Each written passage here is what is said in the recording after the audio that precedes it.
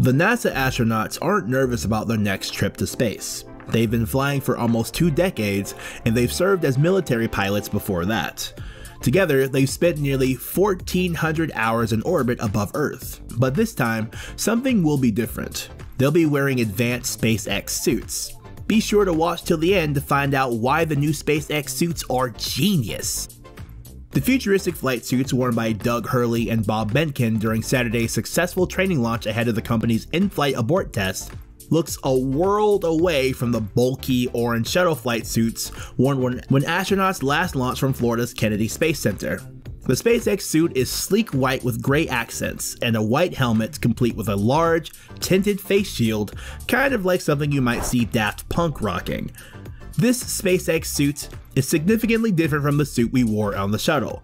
Hurley, a veteran of the space shuttle flights STS-129 and STS-135, said during a pre-flight press conference on May 1st, without going into much detail. He alluded to some differences of the Sokol suit the Russians used for spaceflight, but he added he never actually went through the entire suit-up process, since the Sokol was used as a backup if something went wrong during his brief mission to the International Space Station. Doug Hurley and Bob Behnken are training for their first flight on a new astronaut transportation system built by SpaceX, and as early as this summer could launch into the sky in a capsule named Dragon. The interior of the capsule is black and white with clean lines and cushy seats. A triptych of touchscreens, compatible with spacesuit gloves, displays important information. The cabin is spacious enough to seat 7. Decades after the first people reached Earth's orbit, the physics of getting into space hasn't changed.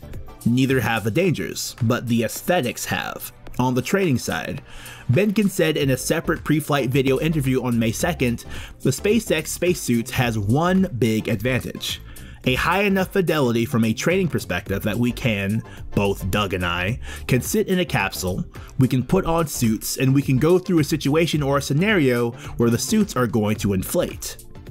NASA astronauts Doug Hurley and Bob Behnken donned SpaceX spacesuits in the astronaut crew quarters at Kennedy Space Center in Florida on January 17, 2020, during a dress rehearsal ahead of the company's uncrewed in-flight abort test. Behnken said it is important for astronauts to witness that kind of experience in training, to prepare for the rigors of spaceflight. Getting that level of fidelity of training hardware versus PowerPoints and virtual presentations of it, the suit, is really important from an operator's perspective. So that's a huge win. The SpaceX team stepped up to that, and we really appreciate it. Was incredibly hard to balance aesthetics and function, he said on his Instagram post of the design. Easy to do either separately. And as he also stated in the image he posted on Instagram, this isn't a mock-up, it's the fully double vacuum pressure tested real deal. Subsequently, 2 of these SpaceX spacesuits proved their worth in space before being used by humans. One flew with a Tesla driving dummy that launched on a Falcon Heavy rocket in 2018, and another was used on the dummy Ripley that flew aboard the uncrewed SpaceX Crew Dragon Demo 1 test flight to the ISS in 2019. The suit is intended to be used for those who will be boarding the SpaceX crewed version of the Dragon capsule. What makes the SpaceX suit even more noteworthy is that it was designed by founder and lead designer of Ironhead Studios, Jose Fernandez, who has worked on Captain America Civil War and Batman v Superman Dawn of Justice. But they are just designed for use inside the SpaceX capsule, known as the Crew Dragon, and are not suitable for use on spacewalks. While the suits aren't designed for an extravehicular activity like floating through space or leaving the spaceship while in space, the suits are much slimmer as there is no need to carry oxygen or needed protection against the threats of the environmental terrain. Aerospace giant Boeing also has a contract with NASA to carry astronauts to the space station in its CST-100 Starliner spacecraft. The Boeing blue suits are about 40% lighter than earlier generations of spacesuits worn by American astronauts and are more flexible. They contain different internal layers to keep astronauts cool. The suit also has touchscreen sensitive gloves so astronauts can work with tablets in the spacecraft. The soft hood-like helmet features a wide polycarbonate visor to give Starliner passengers better peripheral vision throughout their ride to and from space. Furthermore, zips in the torso area will make it easier for astronauts to comfortably transition from sitting to standing. Beyond style, the spacesuit needs to function properly as well. Weighing about 20 pounds, they are made from a type of fire-retardant Kevlar and Nomex. A single connection point on the suit's thigh attaches life support systems, including air and power connections. The helmet is custom manufactured using 3D printing technology and includes integrated valves, mechanisms for visor retraction and locking, and microphones within the helmet structure. However, their primary purpose remains the same, and this is to protect crew members from depressurization.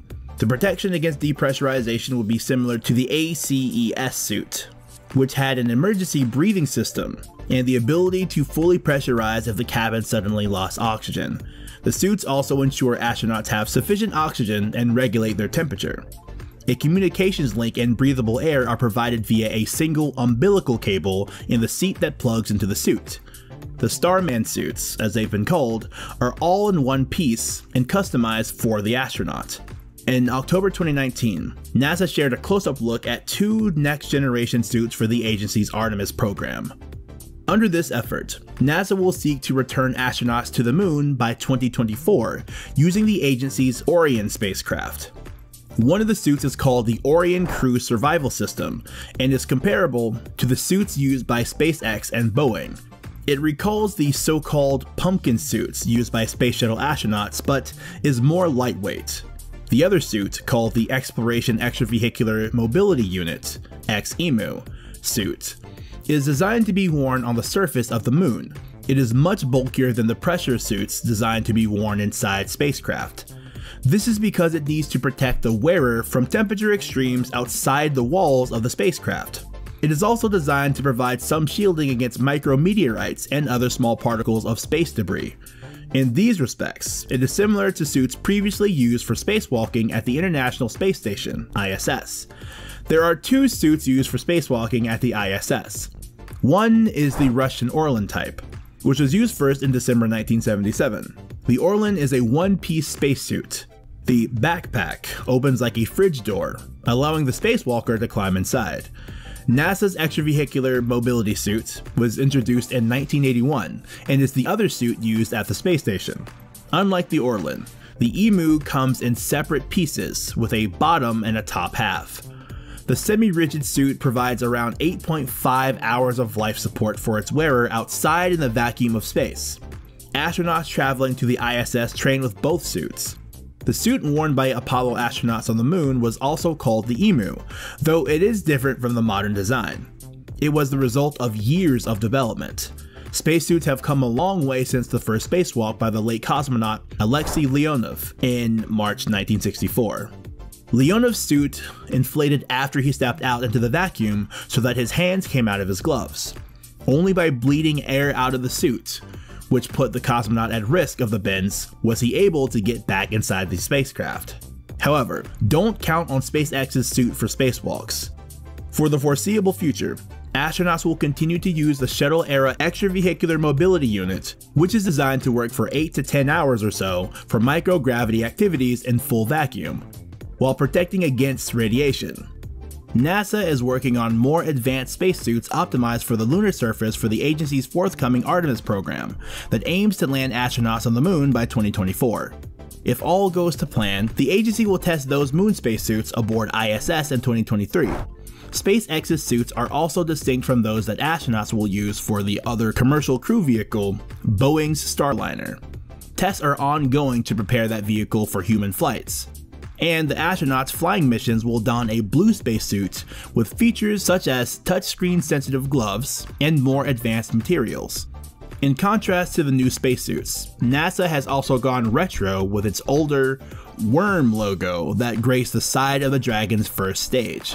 So now that you've watched the video, what do you think of these SpaceX suits?